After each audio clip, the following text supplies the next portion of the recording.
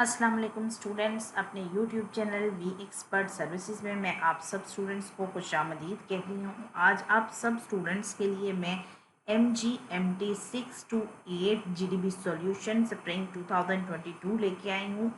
सब स्टूडेंट्स ने हमारी इस वीडियो को कंप्लीट देखना है ताकि मैं उन्हें क्वेश्चन अच्छे से समझा सकूँ और आप सब स्टूडेंट्स जो हैं हमारे सॉल्यूशन को कॉपी करने के बजाय आप अपना सॉल्यूशन खुद बनाएं। लिहाजा आप सबसे पहले गूगल के ऊपर हमारी वेबसाइट का नाम रेस फॉर सक्सेस सर्च करें। हमारी वेबसाइट आपके सामने आएगी, यहाँ पर क्लिक करें, हमारी वेबसाइट आपके सामने ओपन हो जाएगी। आप देख सकते हैं हम वर्चुअल यूनिवर्सिटी के स्टूडेंट्स को डिफरेंट सर्विसेज दे रहे हैं। जो स्टूडेंट्स हमारी सर्विसेज से फ़ायदा हासिल करना चाहते हैं वो हमसे हमारे व्हाट्सएप पे या हमारे फ़ोन नंबर पे हमसे रब्ता कर सकते हैं। स्टूडेंट्स आप देख सकते हैं यहाँ पे मैंने लेटेस्ट GDBs और असाइनमेंट्स के सॉल्यूशन अपडेट किए हैं। राइट हैंड साइड पे नोटिस बोर्ड का ऑप्शन है, यहाँ पे तमाम लेटेस्ट GDB और असाइनमेंट अपडेट हैं। आज हमारा GDB का जो सब्जेक्ट है वो है MGMT 6 to 8। आप इसके ऊपर क्लिक करें और इस पोस्ट को ओपन कर लें।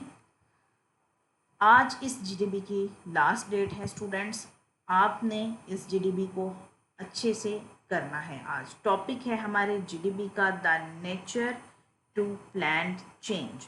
सिनेरियो है हमारा the 3 major forces which are rapidly affecting today's organizations include globalization, information technology, and managerial innovation.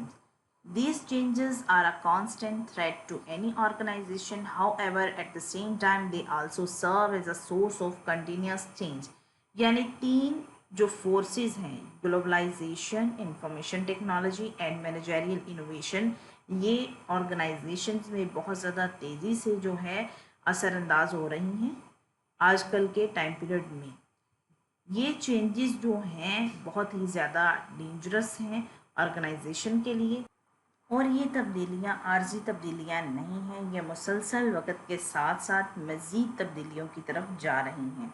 Suppose an FMCG company is operating in the local market for the last 15 years. However, the outbreak of COVID-19 and deteriorating economic conditions have compelled the company to undertake necessary developmental changes required for its survival. Suppose करते हैं एक company जिसका नाम FMCG है, वो 15 साल से local market में काम कर रही है। ताहम जब कोविड-19 आया तो इस कंपनी में उतार चढ़ाव आ गया, यानी इसकी जो मार्केट की कंडीशन है, मौशी हालात हैं, वो बिगड़ने लग गए। तो कंपनी ने अपनी बका के लिए ज़रूरी तरक्याती तब्दीलियां जो हैं वो करना चाहिए अब, ताकि कंपनी जो है वो आगे फ्यूचर में सरवाइव कर सके, ये ना हो कि कंपनी बंद हो जाए। The management has decided to implement 11 change model in the organisation. जो मैनेजमेंट थी, जो कंपनी की इंतज़ामिया है, उन्होंने ये फैसला किया है कि हम अपनी ऑर्गेनाइजेशन में 11 चेंज मॉडल वो हम यूज़ करेंगे। अब मैं आपके साथ GDB का सॉल्यूशन शेयर कर रही हूँ। जो स्टूडेंट्स वक्त की कमी की वजह से अपना GDB नहीं बना पाए या जिनके पास अभी भी टाइम नहीं है, वो हमसे रब्ता करके अपना GDB जो है वो हमसे पेड बेसिस पे हासिल करें। तो सॉल्यूशन है OD practitioner help us in applying 11 change model in the current situation of organisation. यानी OD प्रैक्टिशनर जो है वो हमारी हेल्प करेंगे ताकि हम अपनी ऑर्गेनाइजेशन की करंट सिचुएशन को सामने रखते हुए ऑर्गेनाइजेशन में 11 चेंज मॉडल अप्लाई करें। ठीक है, 11 change model consists of 3 stages that are as follows. Unfreeze, movement and refreezing is the 3 stages. 11 change model जो है ये 3 stages के ऊपर मुश्तमिल होता है। इसमें पहली स्टेज है अनफ्रीज, दूसरी है मूवमेंट एंड तीसरी है रीफ्रीजिंग। अनफ्रीज जो है स्टेज, उसको मैं एक्सप्लेन करूँ। इन this stage willing people to change by acknowledging them the need of change. This need may be arising due to poor financial condition, worrying customer satisfaction or change in technology. यानी unfreezing process में हम इस तरह करेंगे, जो हमारी organisation के employees होंगे या हमारी ऑर्गेनाइजेशन के मेंबर्स होंगे, उन्हें हम बताएंगे कि हमारी जो ऑर्गेनाइजेशन है इस वक्त कमी का शिकार है या इस वक्त हमारी ऑर्गेनाइजेशन में ये मसाइल चल रहे हैं, लिहाजा हमें आपके ताउन की ज़रूरत है और आप हमारे साथ इन मसाइल को हल करने में हमारी मदद करेंगे।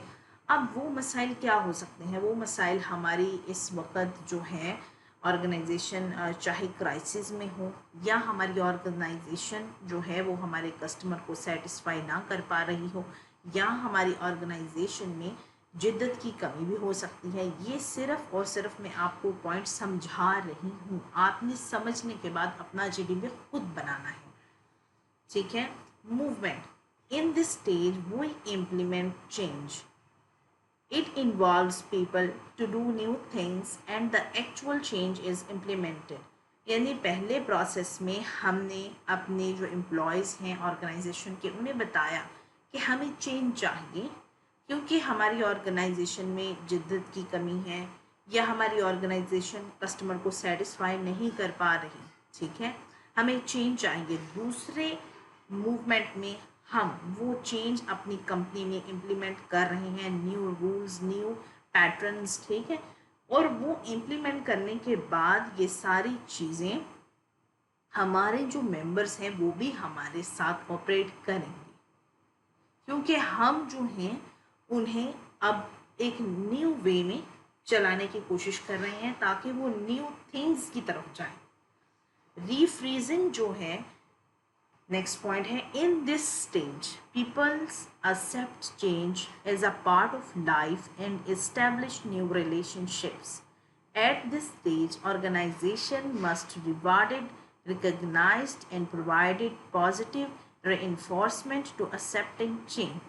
रीफ्रीजिंग ऐसी स्टेज है जिसमें कंपनी के या ऑर्गेनाइजेशन के जो मेंबर्स हैं वो उस चेंज को, जो हम न्यू चेंज लेके आए हैं, उसे एक्सेप्ट कर रहे हैं और इस एक्सेप्टेंस की बिना पे वो न्यू रिलेशंस जो है वो इस्टेब्लिश कर रहे हैं, न्यू थिंग्स इन्वेंट कर रहे हैं। मे भी शायद आप ये कह सकते हैं कि न्यू टेक्नोलॉजी कंपनी में आई, कंपनी में आने के बाद हमने अपने एम्प्लॉयज़ को ट्रेनिंग दी और अब ये जो चेंज है ये इनकी लाइफ का पार्ट बन गया है और वो आप इस चेंज को एक्सेप्ट कर चुके हैं।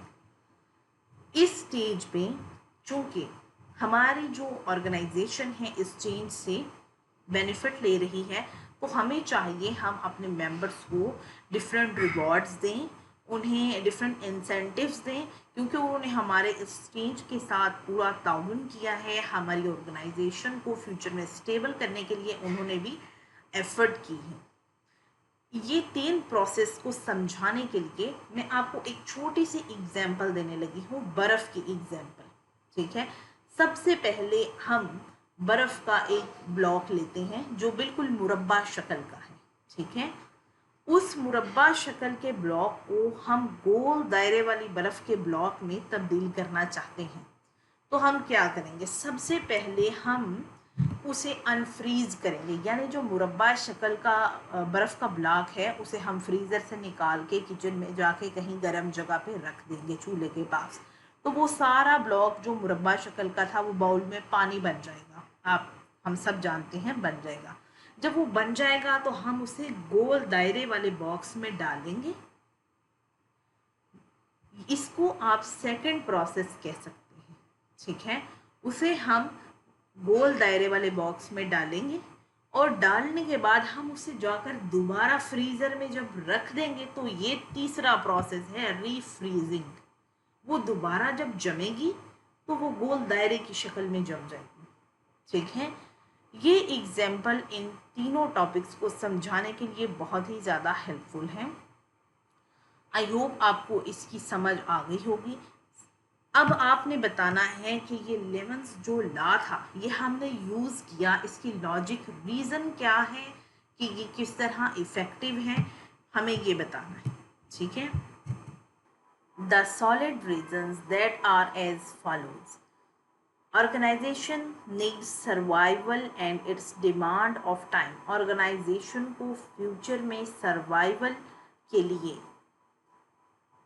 वक़्त की डिमांड जो है उसको पूरा करना चाहिए, फिर ही ऑर्गेनाइजेशन जो है फ्यूचर में स्टेबल होती है। लाइक आप ये कह सकते हैं आजकल हर एक इदारे में कंप्यूटर्स आ चुके हैं।